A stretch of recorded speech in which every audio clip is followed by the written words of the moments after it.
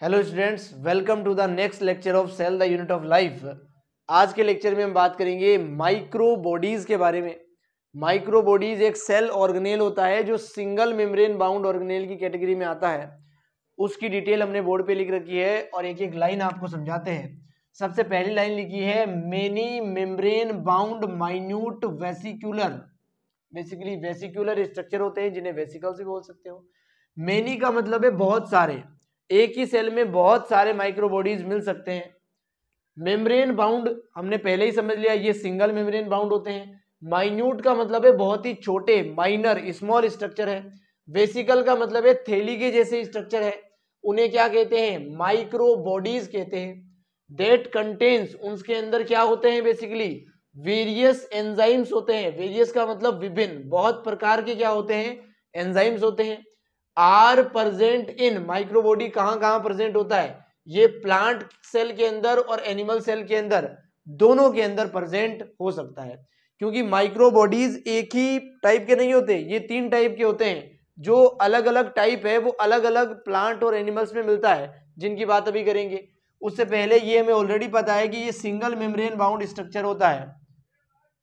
अब हम समझते हैं 3 टाइप माइक्रोबॉडी के। बेसिकली माइक्रोबॉडी का पहला टाइप है स्पिरोसोम, दूसरा है पर ऑक्सीसोम और तीसरा है ग्लाइऑक्सीसोम।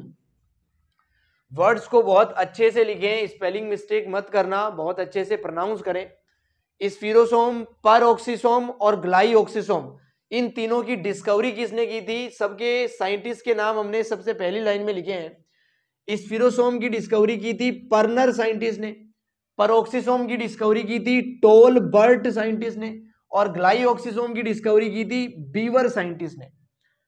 ये सभी साइंटिस्ट के नाम है जो आपको अच्छे से याद करने हैं। साइंटिस्टों को ये नाम को याद करने के लिए आप चाहो तो कोई ट्रिक बना सकते हो।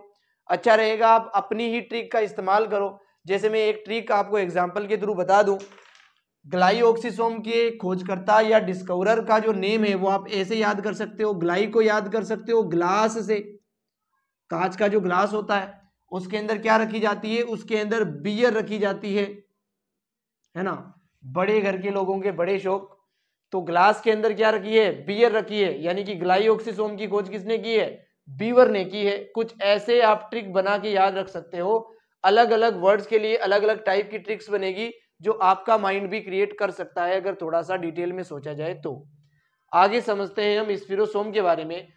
केवल परोक्सीसोम है ना, ये प्लांट और एनिमल्स के दोनों के अंदर मिलता है, और बाकी जो दोनों है ये केवल प्लांट सेल के अंदर मिलते हैं।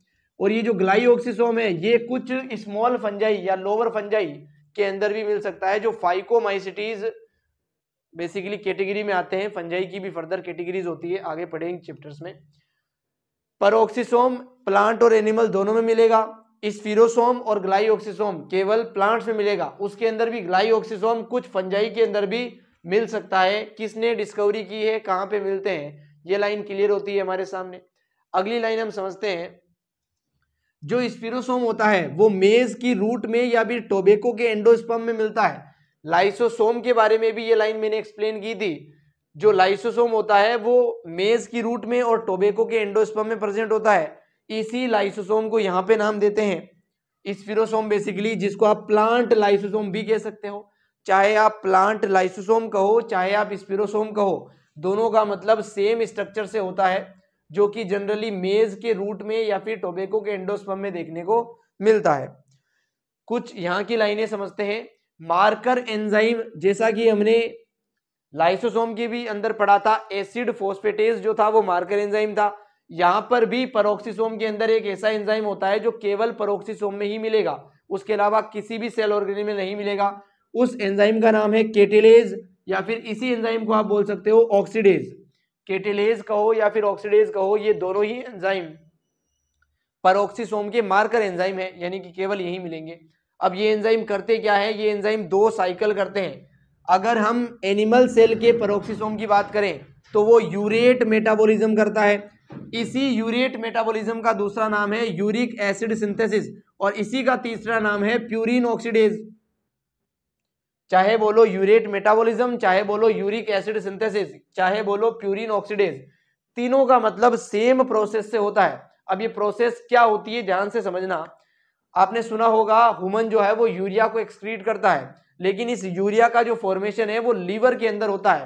पहले जो है वो अमोनिया के रूप में होता है, अमोनिया से यूरेट बनता है और यूरेट से यूरिक एसिड वगैरह बनते हैं। कुछ ये साइकिल भी हम डिटेल में पढ़ेंगे जब ह्यूमन एक्सक्रीटरी सिस्टम पढ़ेंगे तब। अभी सिर्फ आप इतना समझो कि लीवर के अंदर टॉक्सिक सब्सटेंस जैसे कि नाइट्रोजनी वेस्ट, इसको बाहर निकालने के लिए यूरेट बनाए जाते हैं, यूरिक एसिड बनाए जाते हैं और यूरिया बनाए जाते हैं। इन तीनों को बनाने के लिए जो प्रोसेस होती है, जो साइकिल होती है, उसी का नाम क्या है? यूरिक एसिड सिंथेसिस है, उसी का नाम यूरेट मेटाबॉलिज्म है। इस यूरिक एसिड सिंथेसिस या यूरेट मेटाबॉलिज्म को करने के लिए जो एंजाइम चाहिए वो एंजाइम कहां पे होता है? पेरोक्सिसोम में, यानी कि लीवर के सेल के अंदर। लीवर के सेल को बेसिकली हिपेटोसाइट बोलते हैं। उस हिपेटोसाइट के अंदर जो पेरोक्सिसोम है उसके अंदर केटेलेज और ऑक्सीडेज होते हैं ज्यादा अमाउंट में, इसलिए वहां पे यूरेट मेटाबॉलिज्म की प्रोसेस अच्छे से हो पाती है, बहुत इजीली हो पाती है। I hope I clear each and every word of this point in very detail. हालांकि इस पूरे साइकिल को हम पढ़ेंगे लेकिन अभी इस चैप्टर में पढ़ नहीं सकते हैं, यहाँ पे आपको केवल नाम ही समझना है और मैं इतना ही समझा सकता हूं कि ये कहाँ पे होता है, क्यों यूज होता है। पूरी साइकिल हम चैप्टर आने पर ही पढ़ सकेंगे। अगर हम प्लांट सेल की बात करते हैं तो पेरोक्सिसोम वहां पर क्या करता है? बेसिकली ये करता है फोटो रेस्पिरेशन। इसी फोटो रेस्पिरेशन का दूसरा नाम है ग्लाइकोलेट मेटाबॉलिज्म और इसी का तीसरा नाम है C2 साइकिल। बेसिकली होता क्या है, आपने फोटोसिंथेसिस का नाम सुना होगा, यहां पे लिखा है फोटो रेस्पिरेशन। फोटोसिंथेसिस क्या है? बेसिकली CO2 और वाटर के एडिशन से ग्लूकोज का प्रोडक्शन करना, यही क्या है? फोटोसिंथेसिस है। अगर CO2 का अमाउंट ऑक्सीजन से ज्यादा है तब तो होता रहता है फोटोसिंथेसिस। अगर किसी भी रीजन की वजह से ऑक्सीजन का अमाउंट ज्यादा होता है CO2 से, तो वहां पे ऑक्सीजन की प्रेजेंस में जो रेस्पिरेशन होता है उसी को बोलेंगे फोटो रेस्पिरेशन। यहाँ पे ऑक्सीजन ऐड हो रहा है लेकिन फिर भी काम किसकी तरह हो रहा है? फोटोसिंथेसिस की तरह हो रहा है, इसलिए वर्ड लिखा जाता है फोटो रेस्पिरेशन।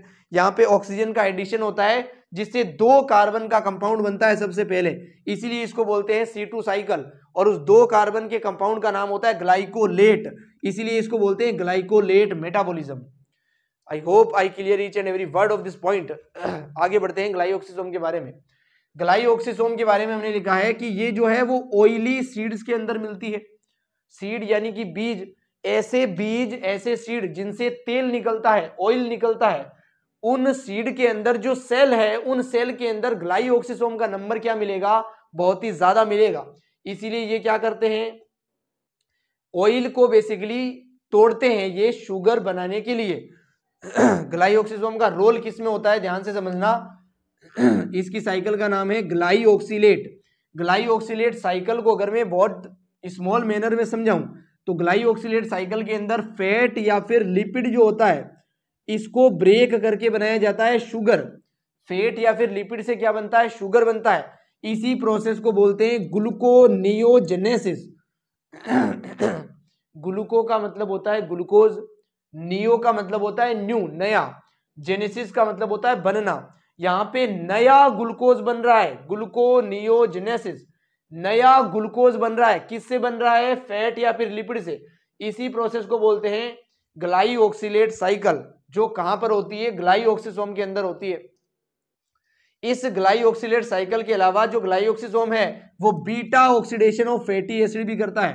बीटा ऑक्सीडेशन कर देगा फैटी एसिड का, जिससे फैटी एसिड जो है वो ब्रेक डाउन हो जाते हैं और इनके जो ब्रेक डाउन होने के बाद जो पार्ट्स बनते हैं वो पार्ट्स भी शुगर के फॉर्मेशन में रोल प्ले करते हैं। हालांकि बीटा ऑक्सीडेशन को, ग्लूकोनियोजेनेसिस को आगे के चैप्टर्स में और डिटेल में समझाया जाएगा। तो मैं उम्मीद करता हूं आपको इतना समझ में आया होगा। उसके अलावा अगर मैं आपको समझाऊं इनके बारे में तो लिपिड को स्टोर करने का काम करता है जो स्पिरोसोम है।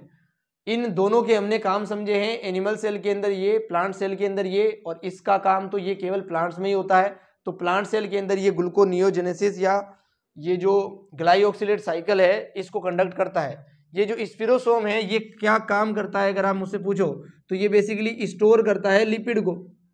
स्टोरेज ऑफ लिपिड लिख लो, स्टोरेज ऑफ फैट लिख लो, तो ये सिंपल सा काम होता है स्पिरोसोम का। तो मैंने इनके फंक्शन, इनकी डिस्कवरी और ये कहाँ पे मिलते हैं आपको सब कुछ एक्सप्लेन कर दिया है। I hope you note each and every points. आपको इनको लिखना ही चाहिए और बहुत अच्छे तरीके से लिखना चाहिए, क्योंकि आपके द्वारा लिखी गई बातें ही आपको याद होगी। और बहुत अच्छे से नोट्स बनाया करो ताकि इन चीज़ों को आप याद कर सको। हम मिलते हैं नेक्स्ट लेक्चर में, तब तक के लिए चिल देन।